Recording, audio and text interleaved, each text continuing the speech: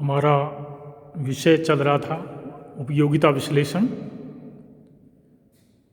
उपयोगिता विश्लेषण में पिछले वीडियो में मैं आपको ये बता चुका था कि उपयोगिता विश्लेषण का जो हम अध्ययन करते हैं वो दो दृष्टिकोणों पर आधारित है, एक गणनावाचक दृष्टिकोण, एक क्रमवाचक दृष्टिकोण। अब मैं गणनावाचक दृष्टिकोण के बारे में आपको यहाँ बता रहा हूँ।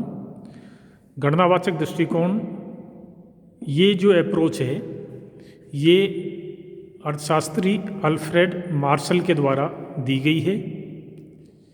इसकी जो मुख्य मान्यता है वो ये है कि हम ये मानकर चलते हैं कि वस्तु या किसी सेवा से प्राप्त होने वाली उपयोगिता को हम अंकों के रूप में माप सकते हैं। गणनावाचक दृष्टिकोण में हम उपयोगिता के दो प्रकार देखते हैं, सीमांत उपयोगिता तथा कुल उपयोगिता।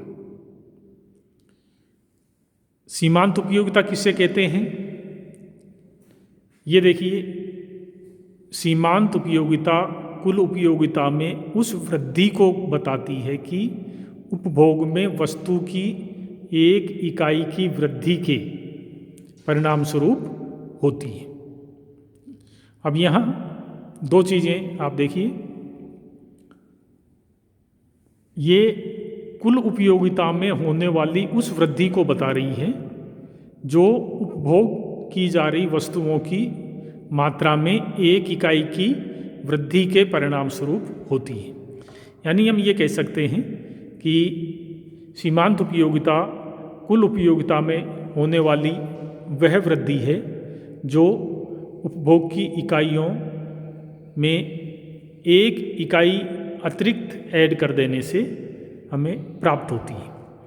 जैसे यहाँ आप इस उदाहरण में देखिए, इधर वस्तु की इकाइयाँ दी गई हैं, इधर कुल उपयोगिता है।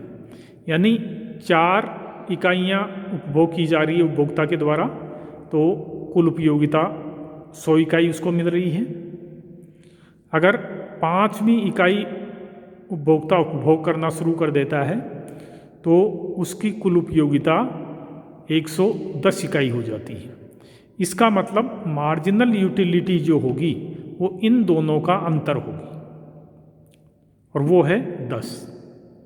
यानी जो परिभाषा इसकी है वो यहाँ आप इसको समझ सकते हैं कि कुल उपयोगिता में होने वाली वह वृद्धि जो एक इकाई की वृद्धि उपभोग में एक इकाई की वृद्धि के कारण होती है उसको हम सीमांत उपयोगिता कहते हैं। इसको हम कई तरीके से परिभाषित कर सकते हैं। इसको हम यूँ भी कह सकते हैं कि सीमांत उपयोगिता से प्राप्त होने वाली उपयोगिता को हम सीमांत इकाई से प्राप्त होने वाली उपयोगिता को हम सीमांत उपयोगिता कहते हैं। सीमांत इकाई का क्या मतलब होता है? अंतिम इकाई, उपभोग की अंतिम इकाई से जो उपयोगिता प्राप्त हो रही है उसको हम सीमांत उपयोगिता कहते हैं। जैसे 4 इकाई से 100 मिल रही थी, 5वीं इकाई और आ गई तो 5वीं से 10 मिल रही है, इसलिए कुल उपयोगिता 110 इकाई हो गई। तो इस प्रकार ये सीमांत उपयोगिता की परिभाषा हुई। नेक्स्ट, कुल उपयोगिता। अब कुल उपयोगिता की परिभाषा तो बिल्कुल क्लियर है, इसमें कोई मुख्य बात ऐसी नहीं है, क्योंकि उपभोक्ता जितनी भी इकाइयों का उपभोग करता है अपने उपभोग में, उन सबको हम योग लगा दें तो वो कुल उपयोगिता प्राप्त हो जाएगी। यानी मान लीजिए पहली इकाई से 10 इकाई मिली, दूसरी से 8 इकाई मिली उपयोगिता, सीमांत उपयोगिता, तीसरी से मान लीजिए कि 6 इकाई सीमांत उपयोगिता मिली, तो इन तीनों की सीमांत उपयोगिताओं का योग हम जो लगाएंगे तो वो हो जाएगी हमारी कुल उपयोगिता। अब इस सीमांत उपयोगिता एवं कुल उपयोगिता को हम एक रेखा चित्र के द्वारा भी स्पष्ट कर सकते हैं, जो मैं आपको अगले वीडियो में बताऊंगा।